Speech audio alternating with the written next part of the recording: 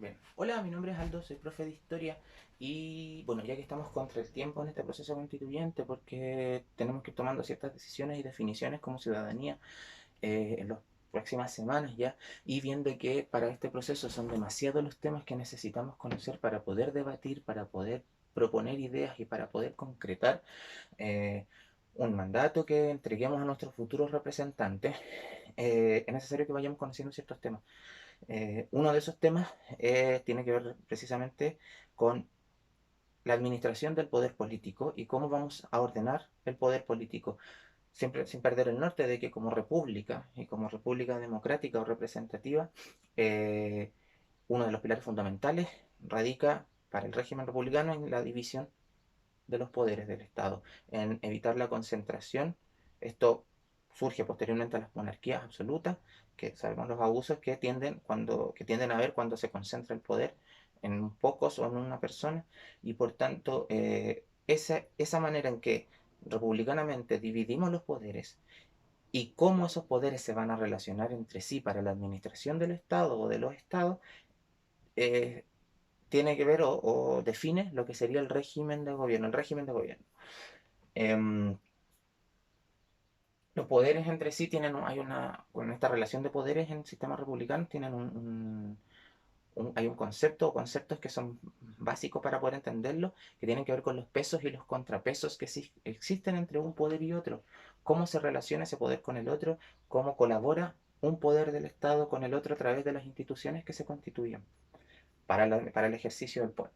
Esos pesos y contrapesos son súper fundamentales porque mientras cada órgano que institucionaliza uno de los poderes concentra mayor poder, podemos decir que hay una preponderancia de ese poder o la administración del Estado tiene eh, delega mayor responsabilidad sobre este tipo de representantes, sobre estos órganos. ¿Ya? Eh, por ejemplo, esto, a ver, y otro tema importante que saber, estos no son modelos universales, vale decir, esto no es algo que nosotros podamos emular tal cual, porque cada país, de acuerdo a cada sociedad o grupo de sociedades, en la medida de sus necesidades, tanto territoriales como locales, como globales o regionales, eh, asume la mejor manera, lo que cree la mejor manera para poder administrarse. Y por tanto, no existe nunca un régimen, dos países con un régimen presidencial igual que el otro, porque cada uno tiene sus particularidades. ¿Ya? Nosotros vamos a hablar a grandes rasgos y a muy grandes rasgos lo que son los regímenes de gobierno en este caso. Y quiero que partamos por el régimen presidencial, que es quizás con el que estamos más familiarizados. Aun cuando vamos a hacer ciertas definiciones al final de la presentación con respecto a lo que es el régimen presidencial en Chile. Eh, Dentro del régimen presidencial y dentro de lo que es la administración del poder ejecutivo, existen dos figuras distintas entre sí, con roles distintos que tienen que ver con quién es el jefe del Estado y quién es el jefe o jefa de gobierno. En el caso de los regímenes presidenciales, el presidente de la República es quien encarna esas dos figuras. Por tanto, al haber una concentración de poder mayor en la figura del presidente, estamos hablando de un régimen presidencial. La balanza de poder se inclina más o tiene más pesos dentro de lo que es la institucionalización del poder ejecutivo. Em, Regímenes presidenciales tradicionales o que conocemos, por ejemplo, están los Estados Unidos. ¿Ya? Los Estados Unidos, ¿por qué pongo el ejemplo de Estados Unidos? Porque dentro de la politología históricamente se lo reconoce como el primer país que logra ordenarse como una república democrática y que instaura este régimen de gobierno. ¿Ya? En el caso de Estados Unidos y de todos los países que tienen régimen presidencial, el presidente encarna las dos figuras del jefe de Estado y jefe de gobierno. Entender que son cosas distintas y nosotros no estamos muy familiarizados a hacer la diferencia porque en nuestro caso también nuestro presidente o nuestra presidenta hasta históricamente hasta hoy han encarnado las dos figuras, ¿ya? Han recaído las dos responsabilidades y autoridades en la persona. Y jefe de Estado, ojo acá, tiene que ver en términos generales, porque sabemos que cada sociedad le puede dar las atribuciones que estime conveniente dentro de su proceso constituyente, pero el jefe de Estado tiene relación con la representación del Estado o de los Estados, como el caso de Estados Unidos, que es una república federal ante los vecinos, ante el extranjero, ante organizaciones internacionales, ante las firmas de acuerdos, ante las firmas de tratados, ante asambleas. internacionales. Es el jefe de Estado, por ejemplo, el que declara una guerra a otro país. Eh, a diferencia del jefe de gobierno o jefa de gobierno que tienen que preocuparse de la administración interna. Esas son a grandes rasgos las diferencias entre un rol y otro. Nosotros damos la concentración de esos dos roles al presidente de la República. El presidente de la República también en regímenes presidenciales es el responsable político de las Fuerzas Armadas. De hecho, en el caso de los Estados Unidos, se nombra al presidente de la República como comandante en jefe de las Fuerzas Armadas y de orden. Entonces, también cuando vemos cualquier tipo de responsabilidad política de parte del actuar de las Fuerzas Armadas, es el presidente en estos casos el responsable político. Y esto es súper importante que lo tengamos en claro porque hemos tenido estos debates con respecto a lo que son las violaciones a los derechos humanos de las que fuimos víctimas como sociedad desde el 18 de octubre del 2019. Bueno, y en particular si vamos hacia atrás también cualquier abuso de poder, tanto que tienen que ver, por ejemplo, con los saqueos de las instituciones armadas, también hay una responsabilidad política que recae sobre el Poder Ejecutivo y desde la que muchas veces, y la gran mayoría de las veces, se van haciendo los locos en el Poder Ejecutivo vergonzosamente. Tiene que ver también por la cantidad de poder que le asignamos, ¿ya? Y el poco control que le damos al Poder Ejecutivo sobre eso. Un tema importante para debatir. Eh, por otro lado, cuando los países se organizan dándole mayor autonomía, atribuciones al Congreso, vale decir, a la institución que emana del poder legislativo, estamos hablando de un régimen parlamentario. Eh, Uno de los países como que me gustaría poner de ejemplo en cuanto a lo que es el régimen parlamentario es Alemania, ¿ya? Eh, Alemania, en el caso de Alemania en particular, por ejemplo, es el Parlamento quien designa a las jefaturas de Estado y a las jefaturas de gobierno. Vale decir, y esto es súper importante de entender, de acuerdo a las mayorías políticas parlamentarias que la ciudadanía escoge, va también a existir el, eh, el color político del próximo jefe o jefa de Estado y jefe o jefa de gobierno, ya porque de acuerdo a las mayorías del Parlamento es que se va a escoger el representante. Y esto se dice le da mayor solidez a los procesos de gobernabilidad y hace que sean más fluidos la gobernabilidad de un país. ¿Cuáles son los problemas? Es cuando quizás el jefe o jefa de gobierno y la bancada mayoritaria del Parlamento que está detrás de su mandato eh, se olvidan un poco del mandato que le da la ciudadanía o empiezan a tomar ciertas decisiones administrativas que no tienen mucho que ver con lo que ofrecieron en sus campañas. Y eso tiene que, bueno, eso es algo que pasa en todos los regímenes, pero en el caso del régimen parlamentario, al concentrar un determinado grupo político dentro del sistema de partidos que este país pueda tener, eh, se tiende ese sector a concentrar y a tomar las decisiones en pos de su manera de ver la administración pública. En el caso de Alemania, por ejemplo, que es una república federal, es súper interesante porque para la designación de las autoridades, eh, el Congreso Federal, que es el Bundestag, con los congresos locales, cada territorio tiene un congreso en particular y una manera de administrar ese congreso, que bueno, estos territorios se llaman los Länder, envían representantes, o sea, el Congreso Federal y los congresos locales envían representantes para formar una asamblea, una gran asamblea federal, que es la que va designando las jefaturas de Estado y las jefaturas de gobierno. En el caso particular de Alemania, la figura del jefe de gobierno recae en él o la canciller, en este caso la que más conocemos, Angela Merkel. ¿Y por qué ella hace la representación del Estado? Con esta diferencia que yo hablaba de quién es el jefe de Estado y quién es el jefe de gobierno. Porque en el caso del canciller alemán, los alemanes decidieron darle mayores atribuciones a su jefe de gobierno y por tanto actúa como representante ante la Unión Europea, ante Naciones Unidas, es la que discursa en las asambleas, la que asume liderazgo, como hemos visto durante su último mandato. Entonces, vemos que también aquí cada estado, cada grupo de estados, como en los casos de los países que hemos visto, toman las propias definiciones para la elección de sus representantes, de quienes van a administrar el poder. Y por otro lado, nos queda un régimen que se encuentra quizás en el medio que es el régimen semipresidencial, o que quizás también podríamos llamar semiparlamentario, ¿por qué no? Y que en él también existen diferenciadas las figuras del jefe de Estado y las del jefe de gobierno, que se materializan a través de un presidente o presidenta de la República y un primero o primera ministro o ministra. ¿Cuál es lo interesante de esto? Y uno de los países como emblemáticos de este sistema de gobierno es Francia.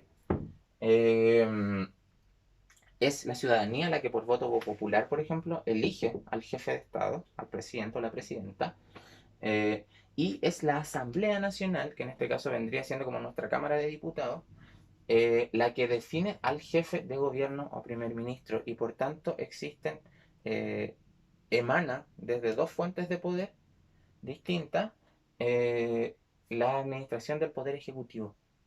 Y esto es interesante porque eso le da mayor control a la administración presidencial. Tenemos más órganos que se hacen responsables de la administración del Ejecutivo.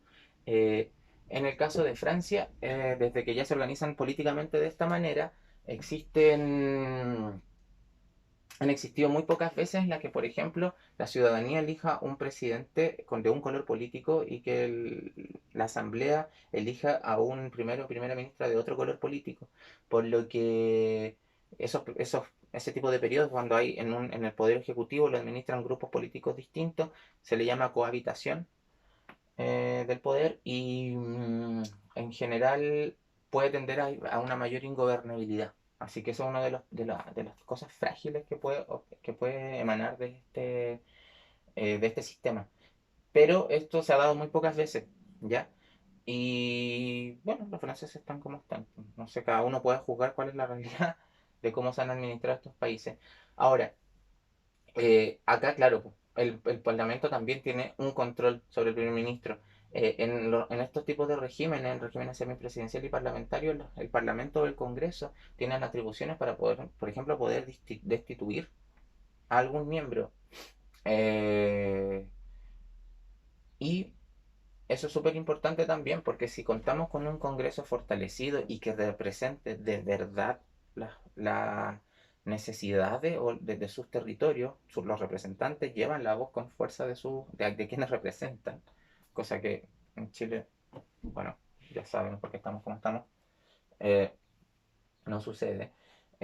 Pero tiene, claro, mayor fiscalización y menos concentración del poder, una sola figura como en nuestro caso. Ahora, caso particular, sé que puse puros ejemplos del hemisferio norte y esto tiene que ver porque nosotros en América Latina y en los países del sur en general nunca hemos tenido formas de administrarnos, de gobernarnos que vayan emanados desde nuestros propios territorios, desde nuestras propias necesidades locales. Nosotros tomamos esta herencia europea en general o del hemisferio norte y las tratamos de adaptar a nuestra realidad local. Vemos si cada uno puede juzgar si ese tipo de adaptación ha dado o no buenos frutos en cuanto a la administración pública en Latinoamérica. Ahora, ¿por qué yo no puse acá en el régimen presidencial el ejemplo de nuestro país? Y es porque siempre recuerdo cuando teníamos estos temas en la universidad con una profe, con la profe Alejandra, me acuerdo, una seca de lo que era la teoría política, que era mi profe de teoría política. Ella siempre decía, y hacía la diferencia, al igual que otros politólogos que en general leíamos, que en América Latina existe un presidencialismo a ultranza, en el que la figura del presidente de la República concentra mucho más poder aún que otros regímenes presidenciales. Y por eso que si pusiéramos esto quizás en una balanza o en una línea de quién tiene más poder, quizás tendríamos que poner por acá a Chile, ya, y quizá un poco más allá de la pizarra, pero se me hizo chica la pizarra. ¿Y por qué? Porque recordemos que en el caso chileno, el presidente de la República, como jefe de Estado y como jefa de gobierno, también tiene facultades legislativas y junto al Congreso Nacional, es una figura colegisladora. Y es más, para nuestro caso, eh, tenemos ciertas atribuciones y ciertas áreas en las que exclusivamente el presidente de la República puede legislar, ¿ya? Y en el caso nuestro, el Parlamento, el Congreso Nacional, tiene muy pocas atribuciones para poder hacer control o poder hacer un check de lo que son las funciones ejecutivas del presidente. Más bien es todo al revés, porque el presidente tiene la posibilidad de veto de leyes, el presidente es quien promulga las leyes, entonces tenemos una concentración de poder muy grande en la moneda. Y esto en lo personal creo que es demasiado perjudicial y ha sido históricamente muy perjudicial para todas las regiones, ¿ya? Porque todo se concentra en este único representante como jefe de Estado y como jefe de gobierno. Eh, por otra parte, quería poner otro ejemplo, y de un país que que se aleja un poco más también del parlamentarismo, y es tanto la responsabilidad que le da a sus representantes, que ya podríamos hablar que uno de los países que tiene, o que está más cercanamente a lo que es una democracia directa, y que es el caso, otra vez un europeo, de Suiza. En el caso de Suiza, ellos son una confederación. Las unidades territoriales en Suiza reciben el nombre de cantones, y por tanto cada cantón tiene muchísima autonomía en la administración de su territorio. Eh, los cantones a su vez se dividen en órganos que vienen siendo como los municipios, no recuerdo en este minuto el nombre particular que reciben, pero cada municipio tiene autonomía en su administración. Cada grupo de municipios como cantón también tiene ciertas autonomías, y para términos confederados, para términos muy específicos, es que toma mayor preponderancia la figura del poder ejecutivo. Y es muy interesante porque el gobierno del poder ejecutivo es a través de un directorio de 7 miembros. Los cantones, los representantes de los cantones eligen 7 miembros para que administren el poder ejecutivo. Y cada uno asume un rol, pero pero ellos tienen que responder ante sus cantones, ante los responsables. En Suiza, tanto autonomía y poder tienen los cantones, que se la pasan yendo a plebiscitos y a votaciones, a referéndum y elecciones. Van cerca de 4 o 5 veces al año, hay algún tipo de votación. Y la ciudadanía también tiene facultades para, ante cualquier tipo de ley o ante cualquier tipo de decisión o medida que tome el directorio, tienen la posibilidad de, a través de la junta de firma, poder llevarlas a su cantón lleva la voz al gobierno federal, al gobierno confederado, y se puede derogar una ley mucho más fácil si la ciudadanía sí lo decide. Ojo que esto requiere de una capacidad y de una educación, una cultura ciudadana súper importante, porque hay ciertos temas históricamente en Suiza que han sido bastante problemáticos y cuestionados a nivel internacional de acuerdo a estas decisiones que emanan tan directamente de la ciudadanía. Recuerdo hace unos años que, por ejemplo, se cuestionó mucho el hecho de que a través de firmas se prohibió, a través de la Junta de Firmas, el Parlamento de Cantones tuvo que prohibir la construcción de mezquitas, ¿ya? Y eso iba en contra de todos los acuerdos internacionales que ellos habían firmado. Entonces también se generan este tipo de complejidades si no tenemos una cultura cívica, que es algo que nos falta mucho a nosotros. En lo personal, ¿por qué puse estos ejemplos? En general, dentro de la politología siempre son los ejemplos europeos, ya decía por qué. Eh, yo no soy partidario de copiar ningún tipo de modelo, pero sí creo que es fundamental en esta nueva etapa, en este país que queremos construir, que vayamos desconcentrando eh, el nivel de poder que tiene el presidente de la República, porque hemos visto, sobre todo en este último gobierno, el desastre que ha significado, la ingobernabilidad que tiene así como la poca responsabilidad que asume ante las decisiones administrativas que toma. Es importante eso, y pensar también en que también vamos a hacer una renovación de esto. Tenemos que creernos el cuento, tenemos que creernos del proceso constituyente en el que estamos inmersos, y saber que podemos llegar a tener parlamentos con mayor legitimidad también, que pudieran quizás tener mayor autonomía, mayor control sobre el poder ejecutivo, y que nuestros representantes de verdad velen por el mandato que nosotros les damos, ¿ya?